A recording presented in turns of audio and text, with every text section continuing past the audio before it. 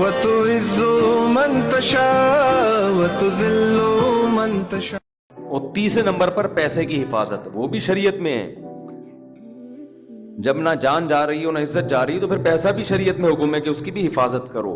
دنیا مسافر خانہ ہے، میں بار بار بیان میں کہتا ہوں، میں کیا کہتا ہوں، قرآن کہتا ہے، لیکن اس کا مطلب یہ نہیں ہے کہ اس میں چیزیں پھینکنا شروع کر دو آپ کہ یار ویسے ہی گزر جائے گی تو کوئی بات نہیں، اڑا دو، ختم کر دو، مر جائیں گے تو ویسے ہی ختم ہو جائے گا. تو مر جائیں گے تو ختم ہوگا، لیکن اس سے پہلے ختم ہو گیا تو ٹائم سے پہلے مر جائیں گے.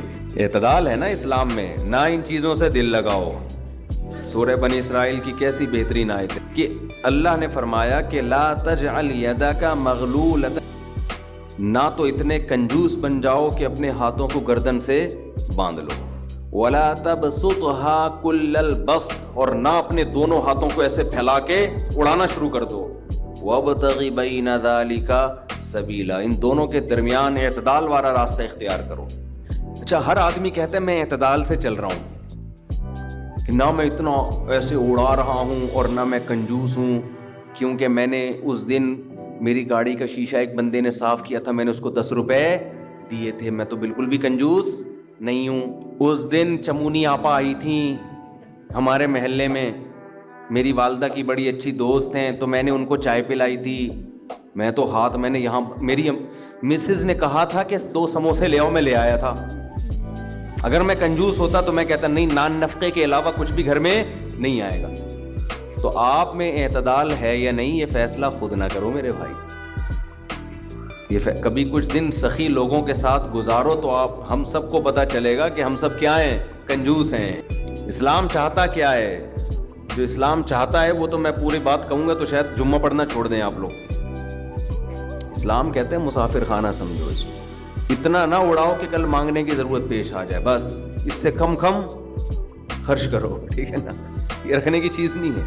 لیکن ہم یہ نہیں، ہم نے تو کتنے سالوں کا جمع کر کے رکھا ہوا ہے، جمع ہوتا جا رہا ہے، ہوتا جا رہا ہے، ہوتا جا رہا ہے، پلاٹ کی شکل میں، گولڈ کی شکل میں، دکانیں، پھر پراپرٹی، ہوتے ہوتے ہوتے. کمال کی بات یہ، اسلام کمانے سے منع نہیں کر رہا، جمع کرنے سے منع کر رہا ہے. اور ہم نے دینداروں کو دیکھا ہے کمانے کی زیادہ کوشش نہیں کر رہے، جمع زیادہ سے زیادہ کر رہے ہیں. بھائی ارننگ بڑھاؤ، اپنی ڈبل کر دو، اس میں فائدہ ہے. تو کہتے ہیں نہیں یار میری آمدن مہینے کی اتنی ہے تو مجھے کیا ضرورت ہے. لیکن اس آمدن کو کیا کر رہے ہیں؟ جمع کر رہے ہیں. بھائی کمائی ڈبل کر دو تاکہ خرچ بھی کیا ہو جائے، خرچ اچھی جگہوں پہ شروع کر دو. اپنے لیے نہیں کماؤ، قوم کے لیے کمانا شروع کر دو نا. لیکن اس کمائی کو پھر خیر کے کاموں میں خرچ کرو. نبی صلی اللہ علیہ وسلم نے فرمایا ایماندار تاجر وہ شخص جو اس لیے تجارت کرے کہ لوگوں کے سامنے ہاتھ نہ پھیلانا پڑے، ایمانداری کے ساتھ تجارت کرے. پیغمبروں کے ساتھ ہوگا قیامت کے دن. حضرت عثمان اگر تھوڑا کماتے تو 400 گھوڑے دیتے جہاد میں. گھوڑا لینڈ کروزر تھا اس زمانے کی، 400 V8 حضرت عثمان نے دیے ہیں.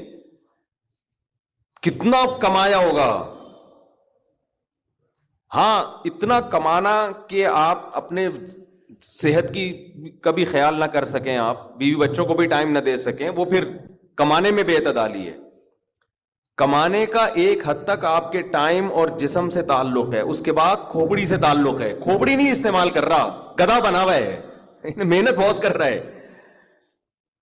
ہم نے ایسے کمانے والے دیکھے ہیں کہ سارا دن کمانے کی فکر میں ہوتے ہوتے بچوں کی فکر ہی نہیں ہے، بیوی کو ٹائم نہیں دے رہے، ماں باپ کو ٹائم نہیں دے رہے، اپنی صحت کو ٹائم نہیں دے رہے.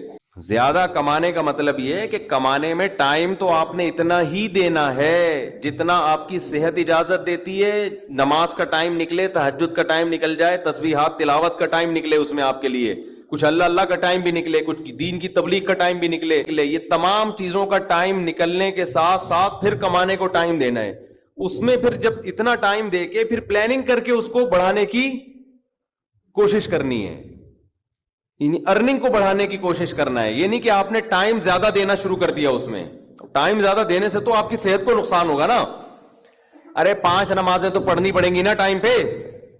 پھر تلاوت روزانہ کرنی ہے کہ نہیں کرنی ہے؟ صبح و شام کی تسبیحات ہیں وہ بھی کرنی ہے، تہجد کی بھی کوشش کرنی ہے، باپ کو بھی ٹائم دینا، اماں کو بھی، بیوی بچوں کو بھی، پھر باقی پھر اپنی ایکسرسائز وغیرہ صحت کو بھی، پھر باقی ٹائم کس کو دینا ہے؟ وہ پیسہ کمانے کو دینا ہے. پھر اس پیسہ کمانے کے کو جتنا ٹائم آپ نے دے دیا تو اس میں آپ کہہ سکتے ہیں کہ پھر ہم اس کو بڑھائیں کیسے, ہم تو 8 گھنٹے کمانے کو دے رہے ہیں, اب اس میں کیسے بڑھائیں ہم؟ تو بھائی کھوپڑی استعمال کر کے کیا کریں, اس کو بڑھائیں. کھوپڑی سے چیزیں بڑھ جاتی ہیں, کھوپڑی تو استعمال مسلمان کر ہی نہیں رہا ہے نا. اب یہ کہ کیسے کھوپڑی استعمال کریں, تو آپ خود استعمال کرو کہ یار میں یہ کام کر رہا ہوں تو میں اگر یوں کر لوں تو یہ ایسے بھی ہو سکتا ہے, یہ بیٹھیں گے تو سمجھ میں آئے گا انشاءاللہ آپ کے خود. لیکن بیٹھتے ہی نہیں ہے, سوچتے ہی نہیں ہے, جو جہاں کھڑا ہے وہیں کا وہیں رہے گا وہ. خیر, تو اعتدال جو ہے نا, سخاوت, سخی لوگوں میں آپ اٹھیں گے بیٹھیں گے تو پتہ چلے گا کہ اعتدال کسے کہتے ہیں. عربوں میں بڑی سخاوت ہے, ہم نے علماء میں بڑی سخاوت دیکھی ہے. تو سخاوت کا مطلب یہ ہے کہ آپ اتنا خرچ نہ کریں کہ کل آپ کو مانگنا پڑ جائے. اس کا علماء نے ایک معیار بیان کیا ہے, وہ خوب اچھی طرح سمجھ لیں, وہ بڑا زبردست معیار ہے کہ اپنے اور اپنے بیوی بچوں کے لیے 1 سال کا ذخیرہ کر لیں پیسوں کا, چاہے وہ گولڈ کی شکل میں ہو یا کرنسی کی شکل, بہتر ہے گولڈ کی شکل میں ہو. آج اگر آپ جاب لیس ہوتے ہیں تو 1 سال تک اگر آپ کو جاب نہ بھی ملے تو آپ نے جو پیسہ اسٹور کیا ہوا ہے اس سے اسی معیار کی زندگی اپنے گھر والوں کو دے سکتے ہیں جو اب تک دیتے آئے ہیں. 1 سال سے زیادہ کی پھر کوئی انتہا نہیں ہے. لوگ کیا کرتے ہیں, جمع کر رہے ہیں کہ کل اگر جاب چلی گئی, کل اگر کاروبار ٹھپ ہو گیا تو بھائی کل کیا, پھر تو خبر تک کا رکھو سنبھال کے, وہ تو پھر ٹینشن سے ہی دنیا سے جاؤ گے. تو کچھ اللہ پہ توکل کرو نا اس معاملے میں. اللہ ہمارے بس میں یہ تھا 1 سال ایک خاص مقدار ہوتی ہے, اس میں چاروں موسم آ جاتے ہیں. بھائی کاروبار آپ کا نہیں چلا, سردی میں نہیں چلا تو ہو سکتا ہے گرمی میں چل جائے, خزاں میں چل جائے, بہار میں چل جائے, تو کبھی نہ کبھی تو چلے گا. نہیں چلا تو پھر اللہ نہیں چلانا چاہتا, وہ اسی میں اللہ کرے بیٹھ کے. جو آدمی اللہ پہ اعتماد توکل نہیں کرتا وہ تو کبھی زندگی میں سکون میں آ ہی نہیں سکتا ہے. اور بہت اللہ نے پیسہ دیا ہے تو بچوں کے لیے ایک پراپرٹی لے کے ڈال دی, پلاٹ 2-4 لے کے ڈال دیے, مرنے کے بعد بچے بالکل روڈ پہ نہ آ جائیں, بس باقی کیا کرو, کھاؤ کھلاؤ. ٹھیک ہے, بات یہ کہ اللہ پہ اعتماد اور توکل بالکل ختم.